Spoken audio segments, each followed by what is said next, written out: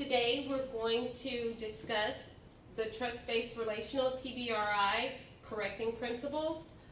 The goals of the correcting principles are connection, the connection between a parent or caregiver and child, the child's contentness, and the child's ability to change his own behavior. Within the correcting principles, there are two strategies, the proactive strategies and the responsive strategies. Today we'll discuss the proactive strategies, choices, compromises, and life value scripts.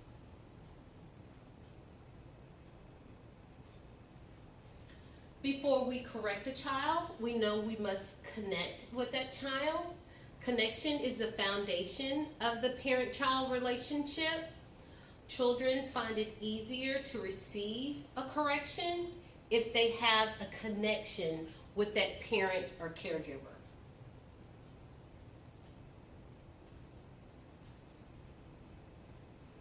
Attachment. Attachment develops when an infant gets upset.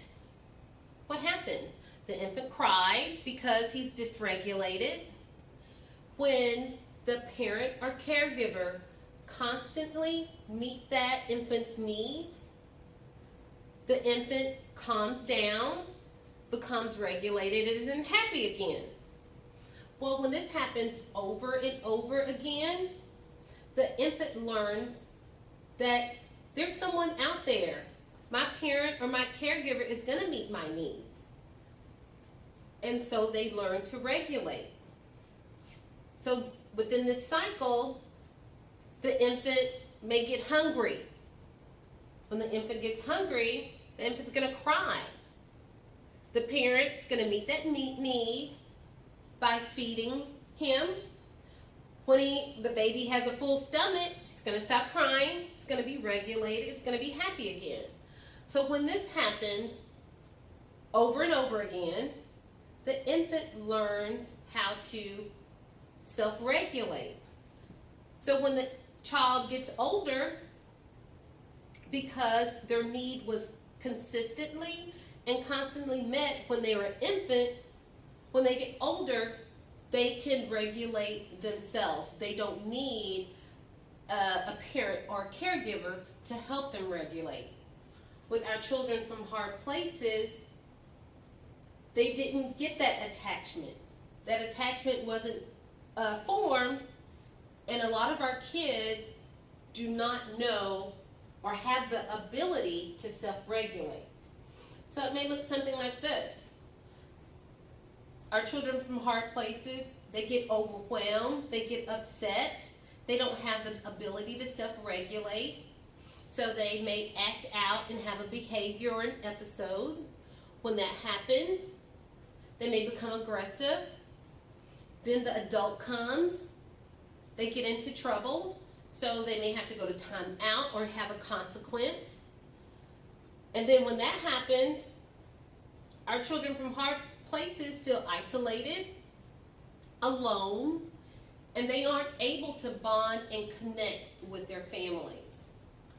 Proactive strategies will teach children how to give care, receive care, negotiate their needs, and their autonomy. Within the proactive strategies, it also teaches them social skills. The proactive strategies need to be taught when the child is calm, alert, and have their basic needs met. With their basic needs, we need to look at their hydration. How much water are they drinking? At home, you can have a certain water bottle. And when they're drinking out of that one water bottle throughout the day, you can monitor and see how much water they're drinking. And if they're not drinking enough, you can say, hey, let's drink a little bit more water, or maybe fill it up for them again. When they're going away from home, maybe at school, you can send a water bottle in their lunch kit and one in their backpack. So if they get thirsty, they'll be able to have a drink. They can drink some water on the bus ride from home or to school. With nutrition, we need to make sure that our children are having healthy snacks every 2 hours.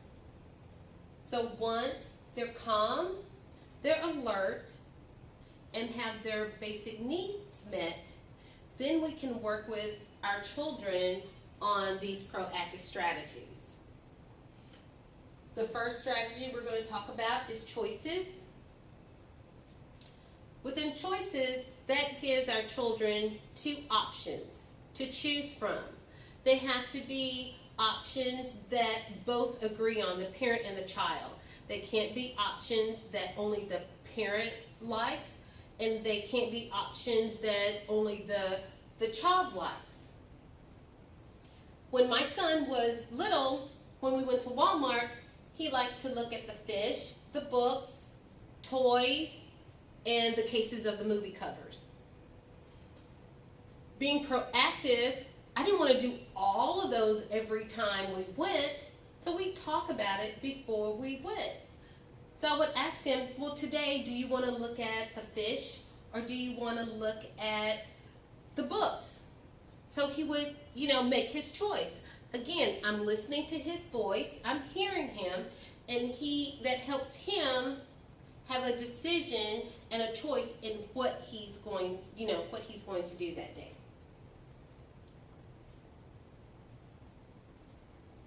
This is a list of just other choices. It shows you that choices can be weaved throughout your day.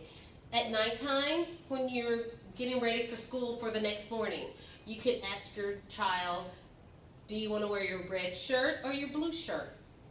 Do you want to wear your white tennis shoes or your black tennis shoes? When you're packing their lunch, if you pack their lunch for school, you can ask them, do you want a granola bar or do you want pretzels? Again, that's giving a child a voice and a choice in what they want.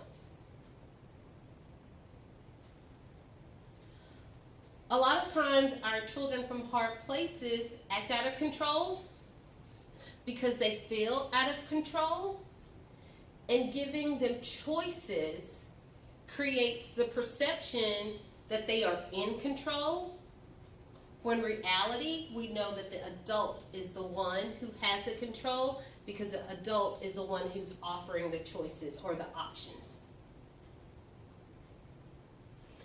The next strategy is compromises. Within compromises, that gives our children a third choice. Within that third choice, it's teaching children negotiation skills and how to get their needs met. So if we go back to our Walmart trip, and I asked my son, if you want to go look at the fish or read the book or read the books, and he says, no, Mom, I want to go look at the toys. Well, is that something that we can do? Yes, it's in Walmart. So he's asked nicely, I'm hearing his voice, and he's going to get his needs met because it's in Walmart. We're going to spend the same amount of time that we would have spent looking at books or looking at fish. But again, with compromises, we need to teach our children that the answer's not always going to be yes. So we need to teach our children accepting no for an answer. When I ask my son, do you want to look at the fish or read the books? And he says, no, I want to go to Target to look at the toys. My answer would have been no, because that's a different store. So again, compromises teaches children negotiation skills and an alternative to the 2 choices that the parent provided, but they have to be willing to accept no for an answer sometimes.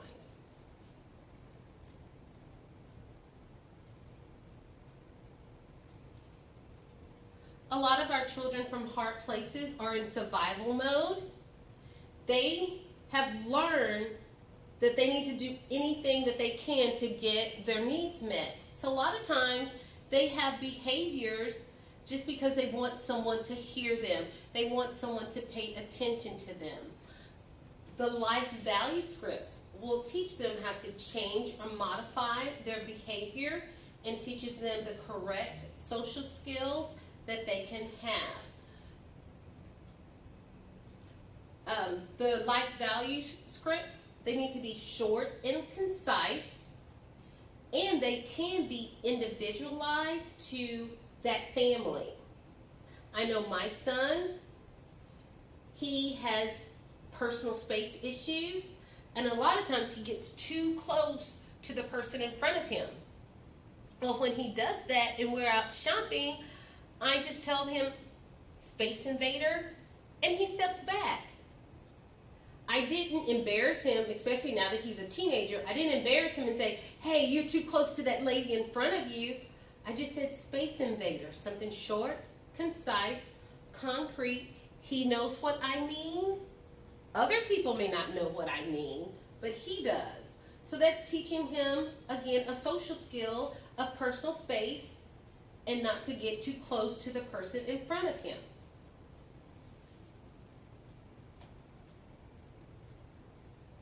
Other life value terms are show respect, gentle and kind, cooperate and compromise, consequences, listen and obey, no hurts, stick together, and with permission and supervision.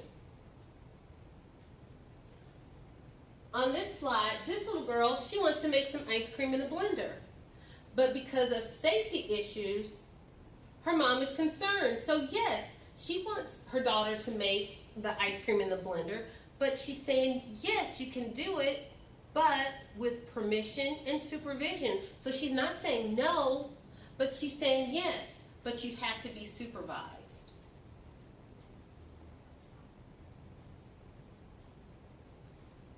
In this slide, this little boy is loving on this dog.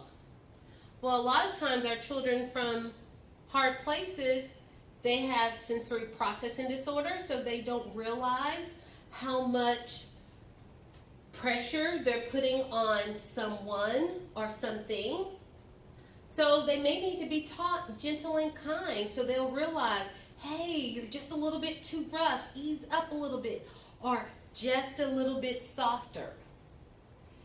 These life value scripts can be used, again, in everyday life.